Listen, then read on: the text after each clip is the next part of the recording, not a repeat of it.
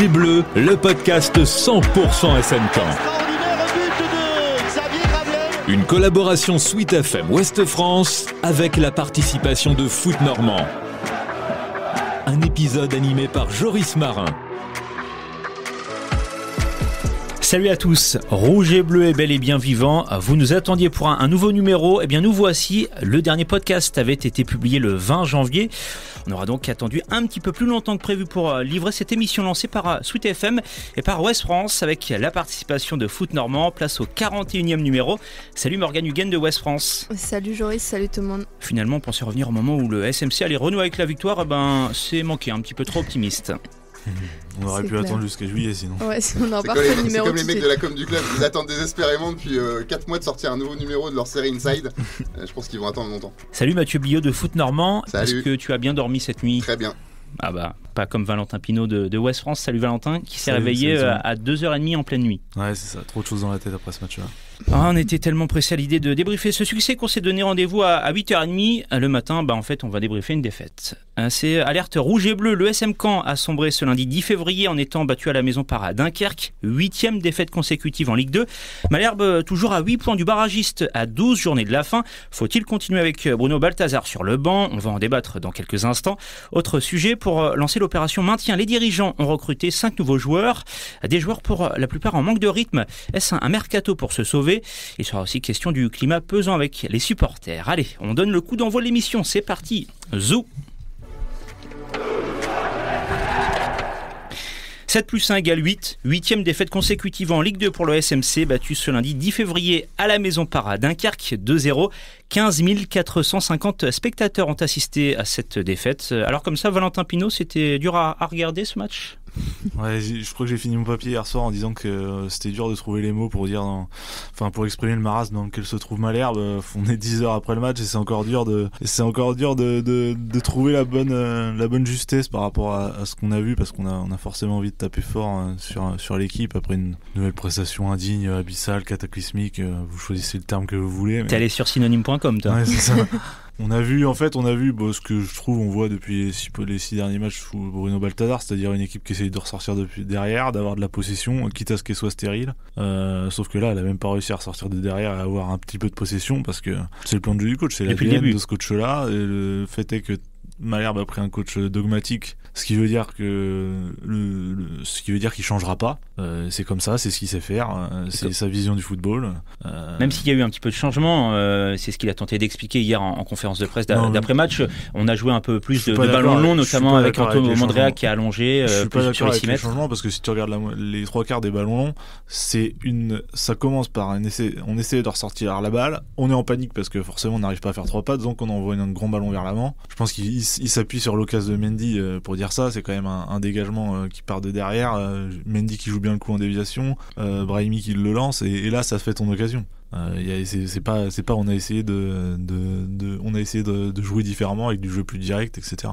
Même pas un début de changement, Mathieu Biot, dans le plan de jeu de ce coach dit dogmatique. Non, après hier vous êtes tombé sur un adversaire bien plus fort, beaucoup plus fort, donc en fait qui vous a imposé son style de jeu à lui de la première à la dernière minute, donc plan de jeu à part écoper ce qu'on peut et dégager un peu en catastrophe, voilà, et puis au final la sanction elle tombe, donc non c'est voilà, après une équipe qui n'arrive pas à battre ses concurrents directs, c'est pas une surprise qu'elle n'arrive pas à battre une équipe candidate, bien ancrée dans le top 5, candidate au barrage d'accession, et qui encore une fois fait très très belle impression sur toute la saison. Une semaine avant, quelques jours avant, ils avaient sorti Lille en Coupe de France après un gros match. Donc voilà, ils sont bien plus forts, mais vraiment bien plus forts. Il y a 3 étages au-dessus. 4-5 crans au-dessus, quoi. Donc les Canets sont à leur place, Morgane Huguen. C'est vrai que ce qui change pas non plus sur ces derniers matchs, c'est le nombre de points pris par Balthazar depuis son arrivée, 0. 6 sur 6, c'est le grand chelem. Ouais. Mais oui, quand on voit l'état de l'équipe actuellement, le jeu qu'elle propose, oui, elle a sa place en étant dernière. Même après 3, je me suis dit, quand même, Martigues, ils vont facilement lui repasser devant. Et franchement, à ce rythme, je me demande quand est-ce qu'ils vont regagner des matchs, justement, parce que ils continuent d'accumuler le retard, et même des week-ends comme ça, où tu joues en dernier et où les résultats t'ont été favorables, t'arrives même pas à prendre un point. Pour moi, en plus, ça passera pas par une victoire directe. Je sais pas pourquoi je les semblent plutôt d'abord faire un nul. Mais même ça, en fin de compte, ils n'arrivent même pas à rester assez imperméables derrière pour essayer de faire même un nul 0-0, mais qui au moins te donnerait peut-être un peu confiance, parce que le nombre de buts encaissés aussi depuis un moment... Et un seul but marqué depuis l'intronisation du coach Balthazar. C'est-à-dire qu'on sort d'un match où il n'y a pas un point positif à ressortir, il n'y a rien du tout, quoi.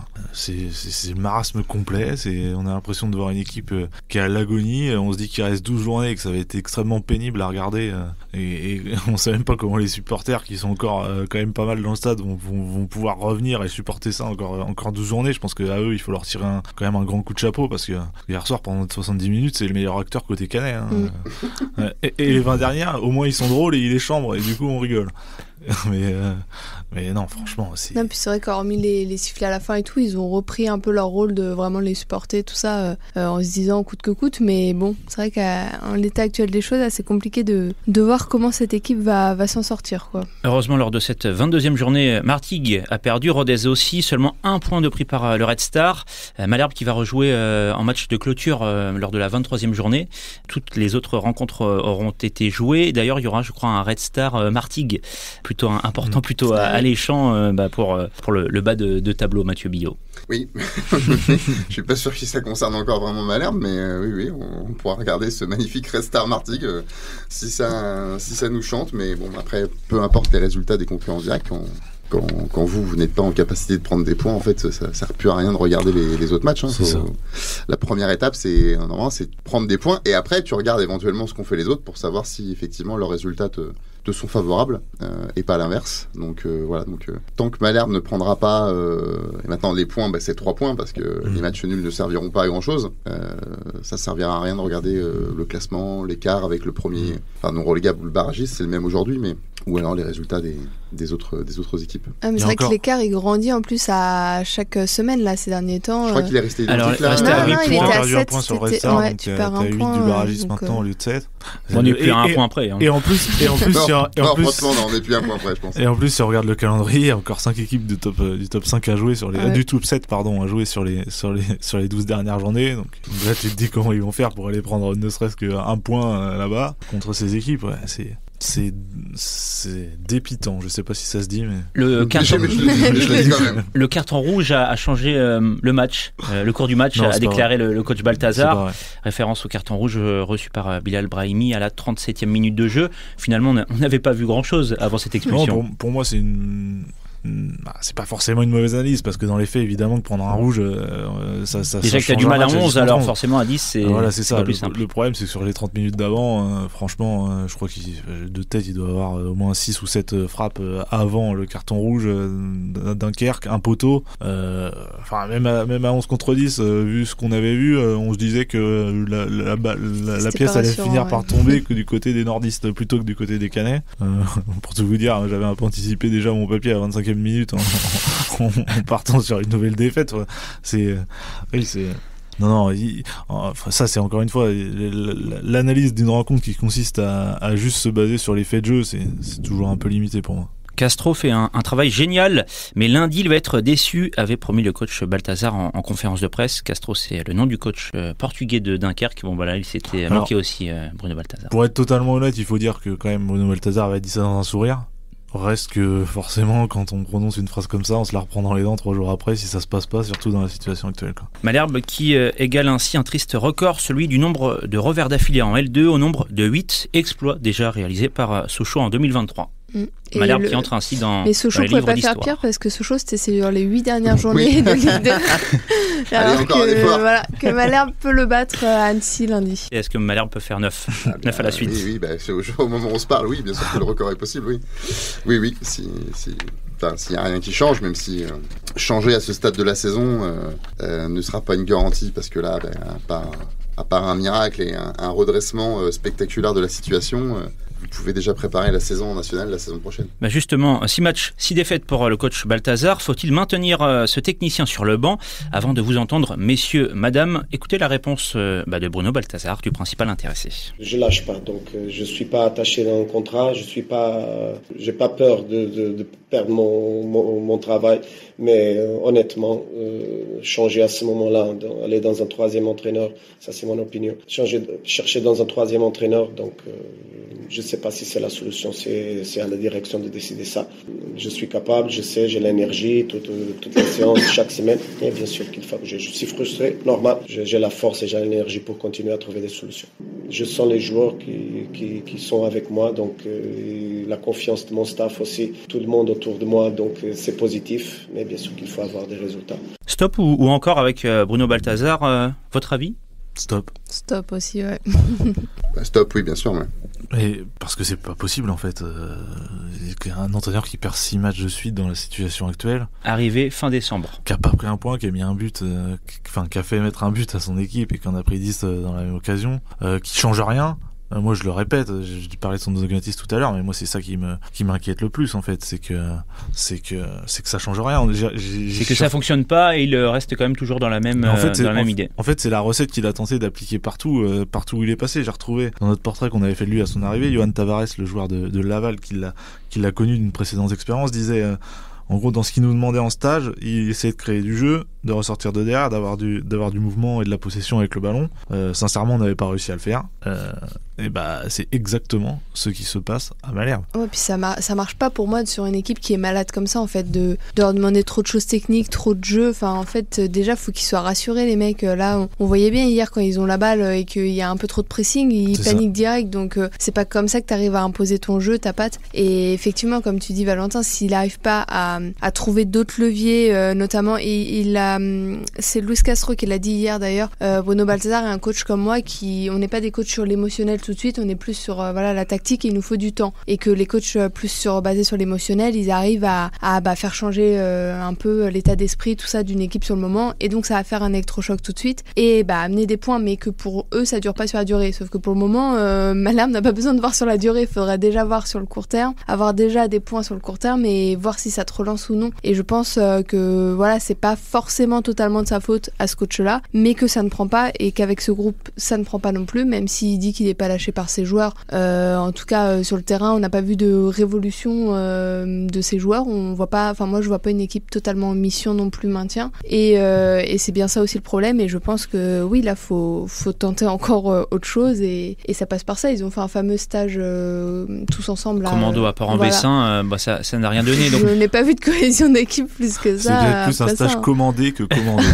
Mathieu Biot, il y a déjà eu un changement de coach. Il y a eu 5 nouvelles recrues. Il y a eu en effet le levier du stage commando. Le prochain levier à actionner par les dirigeants, c'est à nouveau un changement de coach selon toi ? C'est le seul qui leur reste. Donc c'est soit vous vous dites que vous êtes déjà condamné et au pire vous laissez filer à la fin de saison, ce qui est une posture qui serait dangereuse et difficilement défendable. Soit vous tentez effectivement cette dernière carte qui consiste à changer une deuxième fois de coach pour en mettre un troisième sur le banc, ce qui forcément donne pas, mais d'autres l'ont fait, et puis de toute façon vous n'avez plus rien à perdre, parce que là, à part un miracle, vous n'allez pas vous sauver. C'est ça. Donc en fait, vous prenez pas de risque, parce que qu'est-ce que vous pouvez faire pire que perdre 8 matchs de suite, donc 9 en comptant la Coupe de France. 9 en comptant la Coupe de France. Il faut le faire. C'est triste pour Bruno Balthazar, mais malheureusement. Faut le faire maintenant, cette semaine. Il faut le faire tout de suite. J'espère même, je vais être franc, que quand on aura fini le podcast, ce sera fait. C'est triste à dire, mais il y a plus une minute à perdre. Après, il y a une chose qu'il faut dire pour être totalement, je pense, juste avec Bruno Balthazar, c'est que c'est loin d'être l'unique responsable. D'ailleurs, vous l'aviez dit chez West France, même je crois chez Foot Normand, c'est pas le problème, mais c'est pas la solution. Pas l'unique problème, mais pas l'unique solution. J'étais super d'accord avec ça quand Morgan l'a écrit. Aujourd'hui, j'ai l'impression qu'il est quand même aussi devenu un des problèmes, mais en tout cas, il n'est pas le responsable. C'est pas lui qui s'est mis là.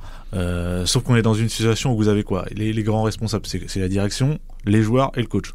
La direction financière, il a rien à voir. Direction technique et direction sportive, ils viennent d'arriver, donc on va peut-être pas les virer au bout d'un mois. Le président, oui, c'est possible de le changer. C'est un homme de confiance des Mbappé. Est-ce qu'il changera ? Je suis pas sûr. Est-ce que si on change de président, les joueurs sur le terrain vont se bouger et vont avoir une réaction ? Pas sûr. Le changement de président, elle aura plus une portée symbolique. C'est ça. Parce que Ziad Hamoud, à son corps défendant, aux yeux des supporters, symbolise tout ce qui va pas dans ce stade Malherbe. Donc s'il était amené à partir maintenant, même si l'hypothèse est peu probable. Moi je pense pas que c'est la solution à l'instant T. En tout cas, pour faire réagir l'équipe, Et donc les joueurs, le mercato est terminé, donc cette option-là c'est fini, il reste plus qu'une solution, c'est le coach. Et on veut bien croire au miracle, mais pas dans ces conditions. Mais pas au Père Noël. Voilà, c'est ça. Mais pourtant on a changé, Morgan, on a déjà changé de coach et les résultats ce sont les mêmes. Donc les fautifs ce sont peut-être avant tout les joueurs. Les résultats sont je pires. trouve que les résultats sont pires parce que les contenus sont pires. Bah déjà Nicolas Sepp n'avait pas fait 6 défaites de suite. Sinon son cas aurait été vite réglé, ça je peux vous l'assurer. Et surtout les contenus, exactement comme dit Valentin, sont encore pires. Enfin en fait là il y a que Guingamp, quand même, qui était la première mi-temps. Voilà. Mais sinon c'est quand même très très très très pauvre en termes de contenu. Alors après la question qui vient après forcément logiquement c'est qui pour le remplacer. Pour moi il y a 2 solutions évidentes et il y a un rêve. Ma première solution évidente c'est Pascal Planck qui a déjà sauvé Nîmes dans une situation complexe. L'actuel directeur technique du SFC. Quel diplôme, donc c'est solution interne, voilà. La deuxième solution c'est Patrice Garande. C'est un coach de Malherbe de 2012 à 2018 qui a lancé un appel. Le plus grand coach des 25 dernières années du SM Caen, je pense qu'on peut le dire. Il a lancé un appel du pied hier, alors j'ai pas entendu mais on m'a dit ça c'est la solution. S'il y a, je pense, une personne avec qui les supporters pourraient recroire au miracle, je pense que c'est lui. Une personne qui connaît le club comme sa poche, etc., c'est lui. Mon rêve, mais c'est complètement utopique et j'y crois pas du tout, ce serait Lucas Lesner a plus de club. Si on peut faire tapis sur lui et essayer, mais ça c'est juste pour la blague. Parce que Mathieu le connaît bien, il faut le savoir, parce qu'il l'a pratiqué pendant des années au Havre, donc peut-être qu'il peut même mettre la main à la poche pour qu'il arrive. Mais parmi les quelle 3... solution, Mathieu?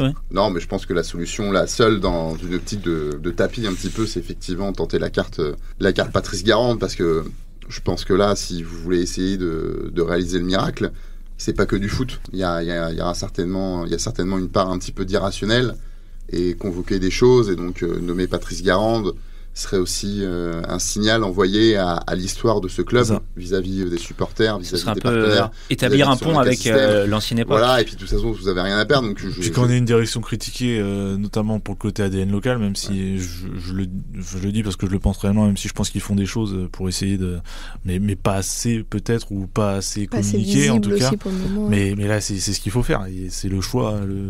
En fait, c'est une évidence. Patrice, je me rappelle plus depuis combien de temps il a plus d'équipe. Environ 2 ans. 2 ans, ouais. C'était Dijon, sa dernière expérience. Ouais, voilà. Bon, voilà. Toujours est-il qu'il connaît la Ligue 2, il sait ce que c'est de jouer le maintien, il a déjà repris une équipe en cours de saison, parce que c'était Dijon. Il a prouvé, que ce soit à Caen, à Toulouse ou à Dijon, que il a toujours obtenu des résultats.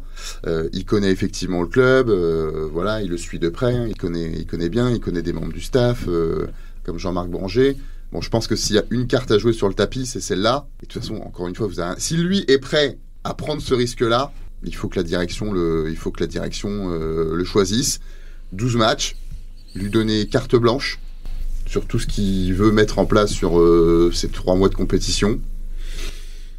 Et puis, sait-on jamais. Parce que c'est vrai qu'avant Ajaccio, on avait dit un peu le chiffre, il reste 16 matchs, il faut en gagner 1 sur 2, quoi, 8 sur les 16. On disait 8 ou 9. Voilà, sauf que là, maintenant, ça fait en gagner 2 sur 3 comme match. Donc, au-delà en fait, de déjà faire le déclic pour gagner, il va aussi falloir enchaîner une série. Et avec Bruno Balthazar actuellement, je ne suis même pas sûre que ça marchera, même s'il venait à gagner à Annecy, parce que derrière, il se dira, à mon avis, je viens de gagner, c'est bon, c'est en train de prendre, on va refaire mon système de jeu, on va encore s'entêter là-dedans, ce qui ne marchera pas. Donc je pense qu'il faut vraiment trouver un coach, et c'est vrai que si Patrice Garande est prêt à aller à la bataille pour ça, je pense que c'est vraiment quelqu'un aussi qui bougera le vestiaire et qui essaiera d'amener aussi quelque chose. C'est différent en tout cas, c'est sûr. Ouais.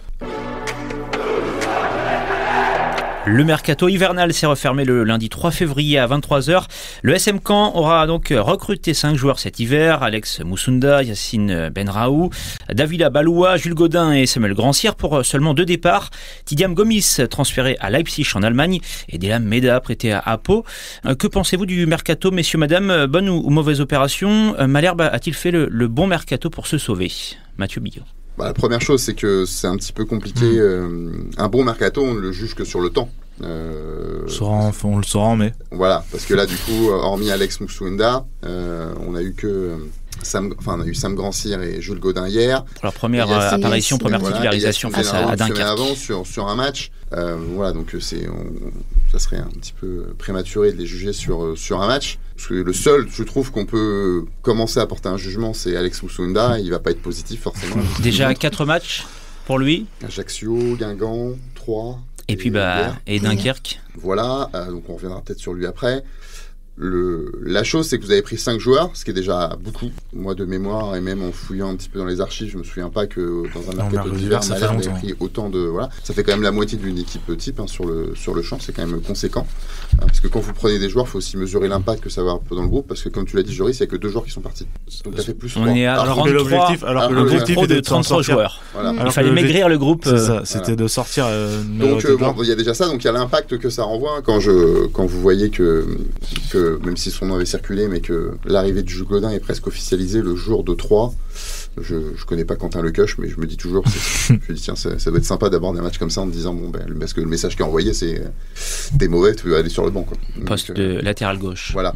Donc voilà, et le deuxième chose que je voulais dire, c'est que je suis surpris que ces 5 joueurs-là aient la même caractéristique, c'est-à-dire peu de temps de jeu. Alors je suis bien conscient que forcément au mercato d'hiver, vous pouvez pas prendre le mec de Ligue 1 qui a fait 25 matchs en première partie de saison, mais en prendre 5, Jules Godin un petit peu moins parce qu'il a un peu joué avec le Paris FC, mais 5 qui ont aussi peu joué sur les 6 derniers mois, voire sur l'année et demie d'avant.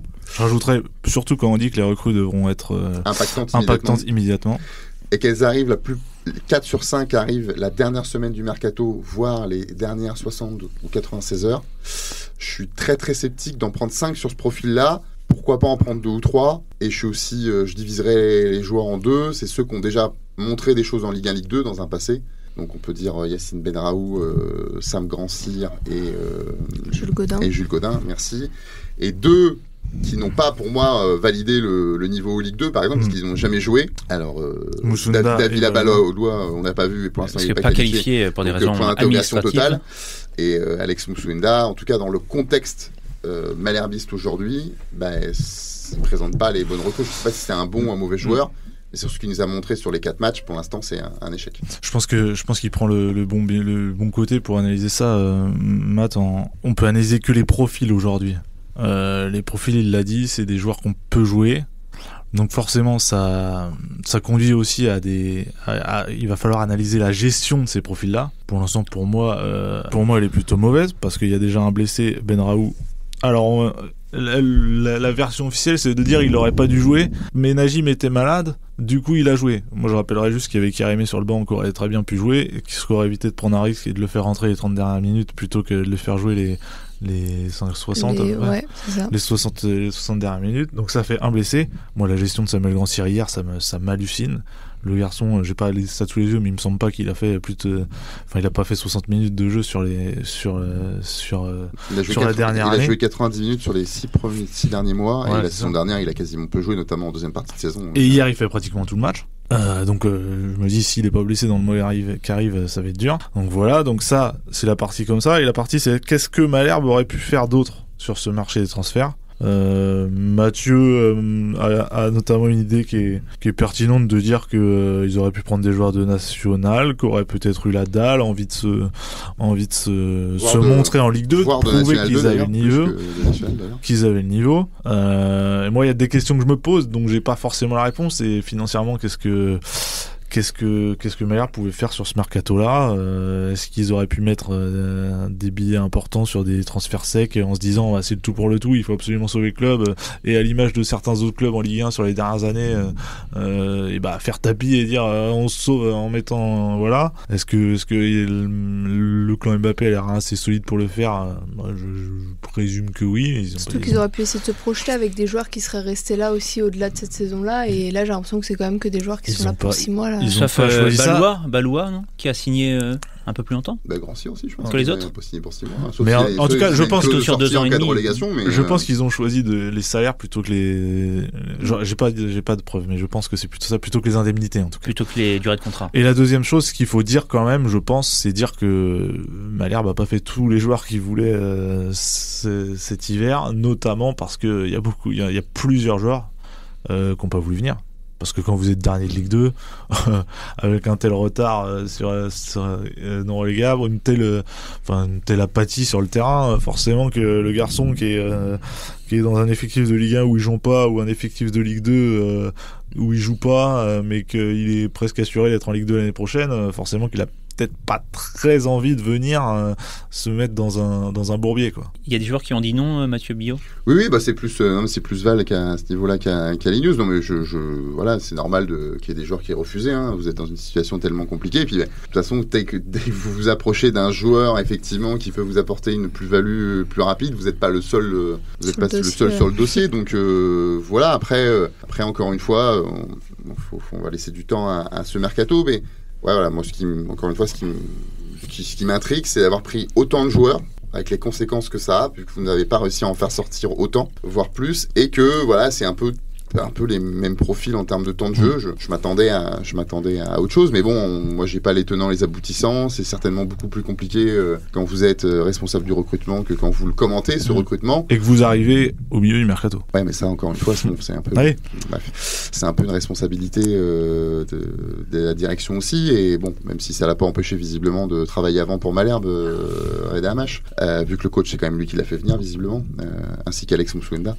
Donc voilà, mais voilà, c'est vrai que ça m'interpelle, et puis malheureusement le seul joueur qu'on a vu, pour l'instant ça marche pas, et j'ai même envie de dire ça. J'ai l'impression que vous êtes plus faible avec lui que sans lui, donc je veux pas, surtout pas l'incriminer, je le connais absolument pas, donc mais voilà, je comprends pas, mais bon, après encore une fois, on n'est pas à l'intérieur, on sait pas comment ça se passe. Juste sur la gestion de Moussouenda, ça pose quand même une question sur vous êtes dans une situation où il faut être guerrier, où il faut aussi des hommes forts dans le vestiaire, et vous écartez Romain Thomas, votre capitaine, totalement, qui était le capitaine. Est-ce que c'est la meilleure solution dans ce groupe-là? Je sais pas. Il y a une analyse visiblement faite sur l'équipe, sur le jeu, qui était de dire que l'équipe était totalement prise, enfin tout le temps prise dans la profondeur. Alors c'est sûr que Romain Thomas, la vitesse n'est pas sa qualité première, et que l'Agédan, c'est là encore moins. Donc c'était il faut le dire aussi, un joueur qui était en difficulté, Romain Thomas. Voilà, donc ils ont voulu compenser ça en prenant un garçon dont visiblement les qualités physiques permettent de gérer la profondeur, mais techniquement c'est pas ça. Sauf que techniquement c'est très très compliqué. On a quand même rarement vu un relanceur aussi mauvais. Voilà, et que vous prenez, et encore une fois, que Bruno Balthazar, votre coach, prône un jeu basé sur des relances courtes, et donc sur une certaine technicité. À Malherbe derrière. Et même c'est curieux d'ailleurs, c'est pas, je dis pas ça contre Anthony Mandrea, mais quitte à prendre ce jeu-là, il faudrait peut-être mieux Yanis Clemencia, qui a une qualité de pied supérieure. Alors, je comprends. Et c'est pas contre Anto Mondria que voilà, mais c'est la faute du terrain. Je comprends. Alors le terrain est vraiment pas bon aussi. Comme elle dit, j'ai vu un tweet de je sais plus si c'est Ouillard Malherbe, c'est disant même le jardinier a raté sa saison. Et c'est pas totalement faux. J'ai trouvé ça très très bon. Encore une mauvaise recrue. Encore très très bon. Ça c'est pas de la direction actuelle, ça ci. Bon, c'est un peu curieux. Après vous arrivez dans un contexte, pour revenir à Moussouenda, vous arrivez dans un contexte très compliqué. Vous n'avez pas joué depuis 6 mois. Sans être méchant, vous jouez en D1 chypriote. Bon. Et puis avec la pression directe en plus. Et puis vous sentez de toute façon que c'est. Là, ce qu'il faut, c'est aussi, peut-être des tauliers. Vous manquez cruellement de tauliers. Donc, vous avez mis Romain Thomas sur la touche. Donc, peu d'impact qu'il pouvait avoir, vous le disparaissez. Vous faites jouer une Villa sur une Guibol. Mais c'est ça aussi dans les recrues. Le seul qui vous reste, c'est Alex Mendy. Non, mais dans les recrues, je trouve aussi, ça manque de joueurs qui arrivent avec, au-delà du manque de rythme qu'on a tous remarqué et qui est un sérieux problème parce qu'on n'a pas le temps d'attendre qu'ils soient en rythme.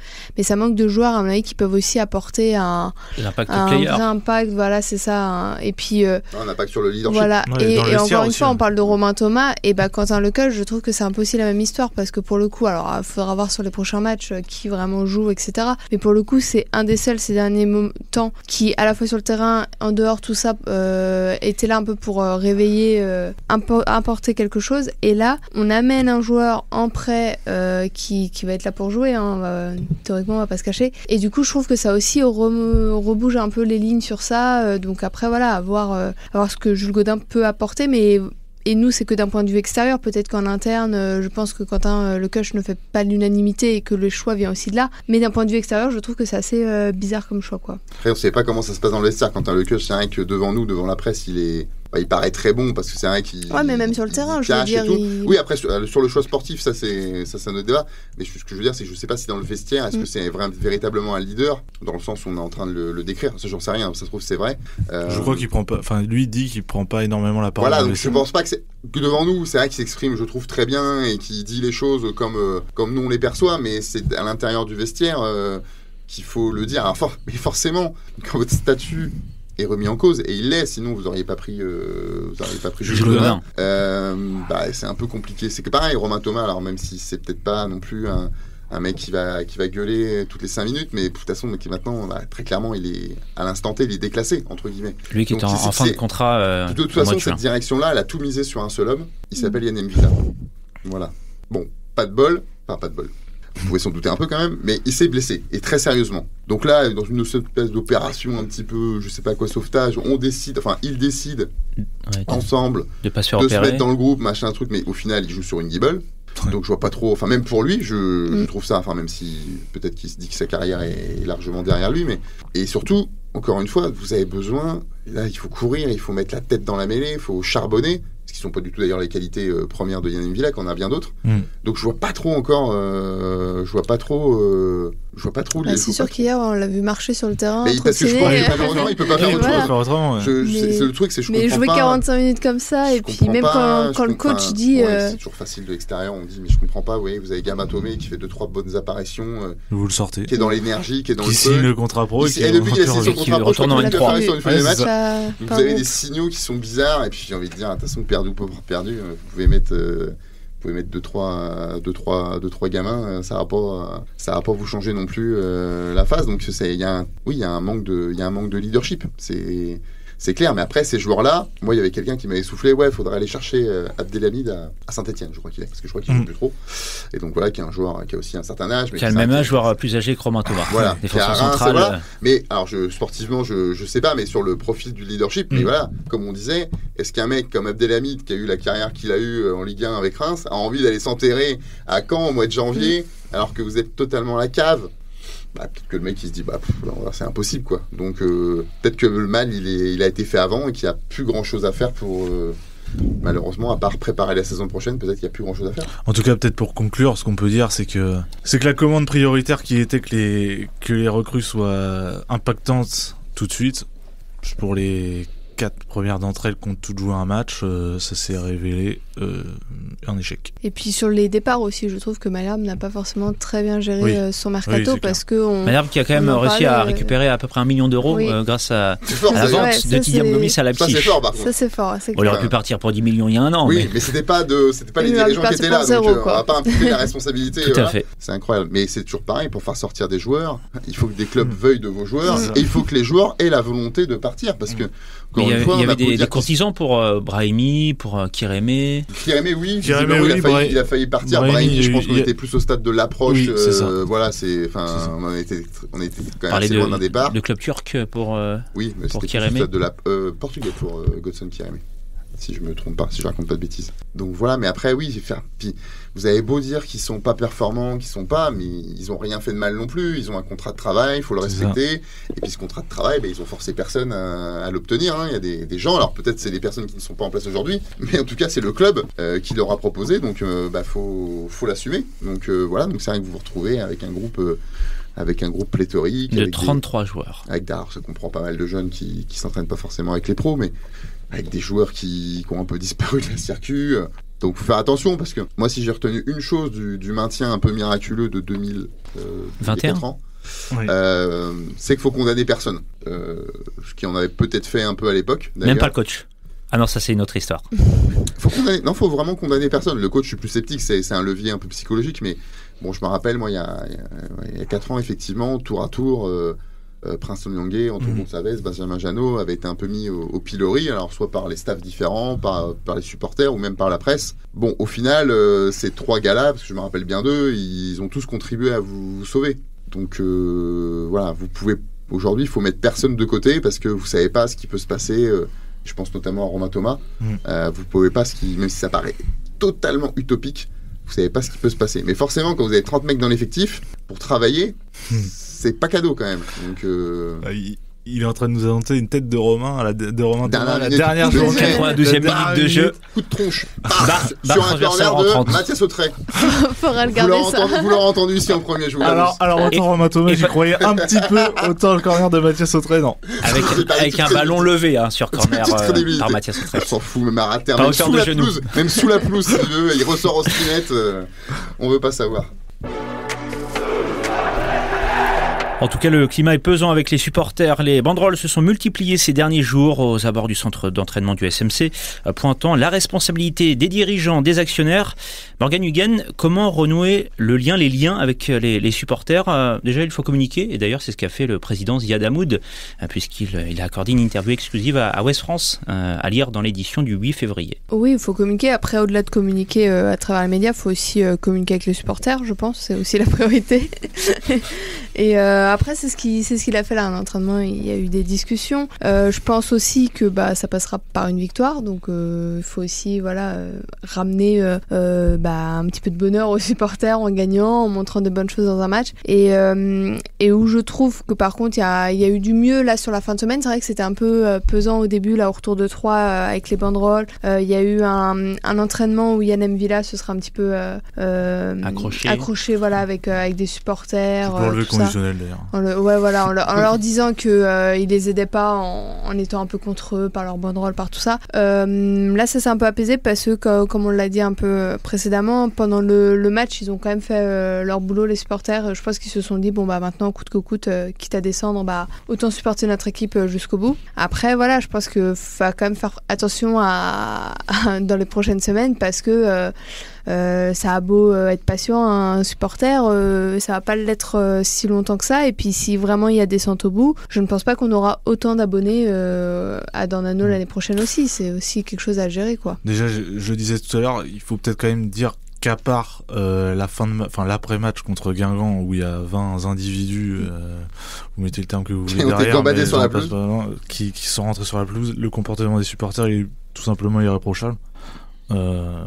Déjà de une, de deux, le lien, évidemment que on le sait tous, c'est les victoires qui vont faire le lien.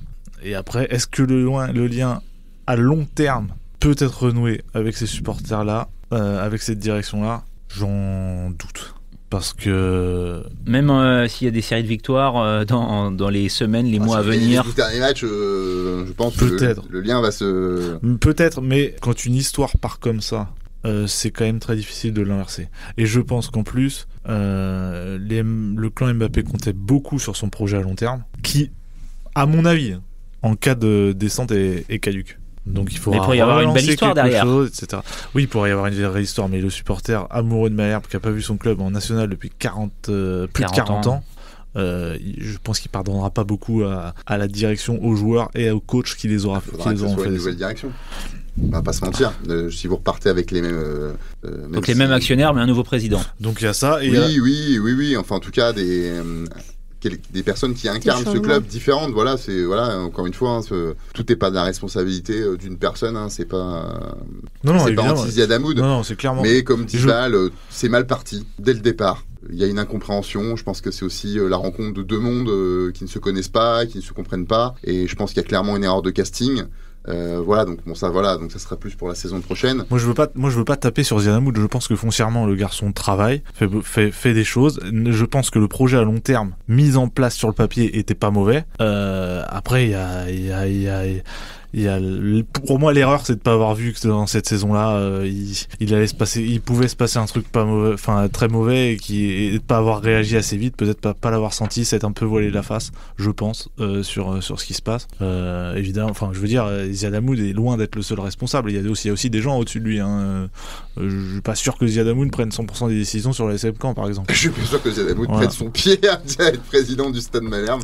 Je suis pas sûr qu'il kiffe sa life professionnelle en ce moment. Mais... Et après, pour renouer le lien avec les supporters, pour revenir à ça, il y a la solution dont on parlait tout à l'heure, qui quand même enverra un signal. Patrick Garande, vous le mettez sur le banc. Je pense que vous achetez un peu de paix sociale quand même pour quelques temps.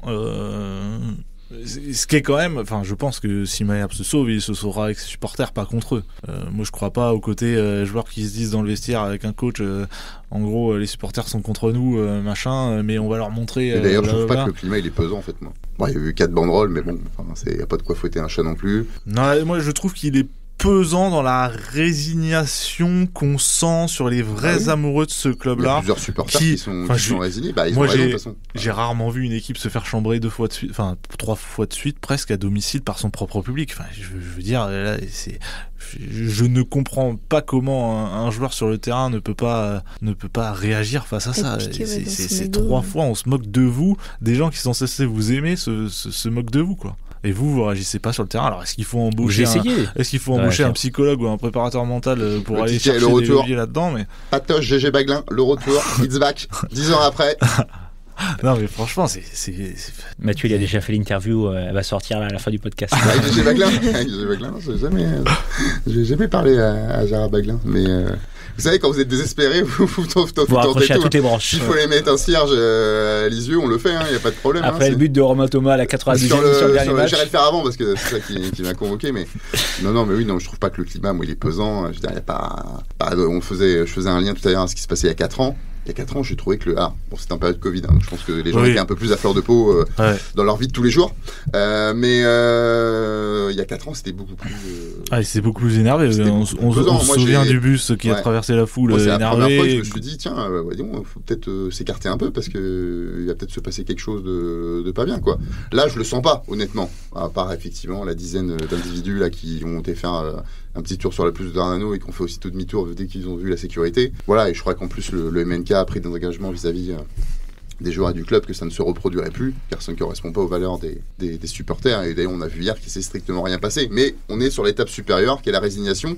Et c'est peut-être d'ailleurs même pire parce que il y a plusieurs supporters qui m'ont dit non mais on sait qu'on va jouer en national la saison prochaine. Mais en gros t'as plus d'espoir, donc tu acceptes la situation. On va les encourager parce que c'est aussi leur plaisir. Mais au fond d'eux, ils savent très bien que voilà, encore une fois, moins d'un miracle, il y aura pas. Donc voilà, je dirais juste que si les supporters ont le droit d'être résignés, les joueurs ont absolument pas le droit d'être résignés. Mendy l'a dit hier, les joueurs c'est aussi mais ils sont responsables mais en tout cas ils sont responsables de la vie de certains salariés qui pourraient être menacés parce qu'on sait qu'une relégation c'est pas anodin. Il y a déjà eu un plan social il y a quelques années. Eux ils doivent se battre pour ça tous les jours, qu'ils gagnent ou qu'ils perdent. J'ai envie de dire aujourd'hui on va presque même plus leur en vouloir parce que dans l'état où ils sont on a plutôt l'impression qu'ils vont perdre les 12 et qu'ils vont rentrer tranquillement chez eux, mais eux ils ont au moins l'obligation, et là je l'ai pas moi personnellement vu sur les derniers matchs, de tout mettre sur le terrain, ne serait-ce que pour ces gens qui sont là derrière et qu'on des maris ou des crédits ou des enfants ou des femmes à la maison et des crédits à payer. Mais il faut leur envoyer l'avenir est incertain. Ils sont tellement dans le creux. Donc pour ça, il faut un autre coach, Mathieu Billot. Si c'est pas fait aujourd'hui, je pense qu'on pourra quand même imputer l'échec de cette saison aux dirigeants quand même. On dirait, peu importe qui ils sont, que ce soit Ziad Hamoud, que ce soit Faisal Amari, que ce soit... Peu importe, on s'en fout. Mais si là, il n'y a pas la décision de prix, parce que ce sera quand même un manque de lucidité ou alors un ego trop mal placé ou je ne sais quoi, mais là voilà, il vous reste une carte, il reste 12 matchs, il faut la tenter. On rappellera juste qu'il n'y a jamais rien n'est fini. Toulouse, quand ils nomment Pascal Duprat en Ligue 1, c'est à 10 journées de la fin, ils ont 10 points de retard sur le premier non relégable. Et ils se sauvent. Donc il n'y a jamais rien de fini. Mais il faut prendre la dernière décision qui vous reste, et il faut la prendre maintenant. Prochain match pour le SMC, ce sera lundi 17 février à Annecy. Place à la devinette, elle est très simple parce que vous avez besoin de reprendre confiance comme les joueurs. C'est gentil. La dernière fois que Malherbe s'est imposé à Annecy, c'était le 6 décembre 2023, succès 2-1. Le nom des buteurs Canet, elle est vraiment très facile. La devinette du jour, c'est en effet pour reprendre la confiance. Le nom des buteurs. Mathias Autrey. Il y avait Mathias Autrey, non ? Mendy. Pas plus compliqué. C'était des fois, on change des habitudes, vous voyez. C'est sur une un petit peu comme le coach, on change. On n'est pas dogmatique. Ce serait bien qu'il retrouve le chemin des filets. Ce serait bien qu'il y ait des ballons. Ouais. Et c'était Mendy qui a eu quand même un petit passage assez fort hier quand on lui a demandé est-ce qu'il se trouvait pas esselé depuis 6 matchs. Il a dit il que a depuis répondu 6 matchs. Vous trouvez que je suis esselé que depuis 6 matchs. Ce qui veut dire beaucoup, je pense, de l'agacement que ressent le meilleur buteur de l'histoire du club. Je crois que donc la vidéo est sur Ouest France. Et je conseille à tout le monde de la regarder parce que c'est... C'est Valentin qui a posé la question. Oui, et la réaction, il y a la réponse, mais il y a l'expression, on va dire, du visage. Et je trouve que c'est vrai qu'au bout d'un moment, il doit se dire mais qu'est-ce que je fous là sans déconner, j'aurais dû être transféré à Sunderland et je me retrouve tout seul à avoir jouer la montée en première ligue. Des chicailles devant là, et putain, il n'y a pas un ballon, c'est catastrophique. Bon, vous le savez, on essaie d'apprendre le portugais depuis quelques émissions puisque le coach encore au revoir. C'était dernière. Bah justement, puisque le coach est encore en poste à date, eh bien Bruno Balthazar est portugais. Alors j'avais le mot blessure, ferida ou ferimento. Et le mot adieu, je l'ai ajouté hier soir. Alors, à 21h30. Qu'on le dise bien, on n'a rien personnellement contre Bruno Balthazar. Ce qui est triste, c'est qu'on non, on apprend le portugais. Il est sympathique en plus. Donc, messieurs, madame, on peut dire adios ou adeos. Enfin, adios. Les autres formations. Adios, Bruno. Bientôt peut-être. Les autres formations malherbistes également à l'honneur dans ce podcast. L'équipe de N3 réalise une bonne saison. On va mettre l'accent là-dessus. Les jeunes pousses du SMC ont décroché leur 5e victoire de suite ce 8 février face à Bretigny 1-0. Le dimanche 16 février, les hommes de Romain Leroux joueront sur le terrain du SC Bastia face à la réserve du Sporting. Malherbe, 2e de sa poule de N3. Je le répète, Malherbe, 2e de sa poule, non pas de Ligue 2 mais de N3, à 2 points de Borgo, le leader qui a un match en moins. Pas très loin de la première place, ça c'est bien, c'est toujours marrant de voir que moins il y a de pros dans les équipes réserves, plus il y a de résultats. Mais ça c'est pas vrai que d'aujourd'hui. Pourtant il y aurait peut-être quelques pros à mettre qui sont pas appelés depuis quelques temps. C'est vrai depuis 10 ans. Tomé, Milinaire. Alors Tomé et Milinaire sont là. Ils sont là. Bon, Milinaire il est pas pro, pas à ma connaissance. Non. Mais il avait fait quelques apparitions. Mais voilà, quand je parle de pro, c'est de joueurs entre guillemets confirmés de Ligue 2. Mais ça c'est vrai, ça a toujours été.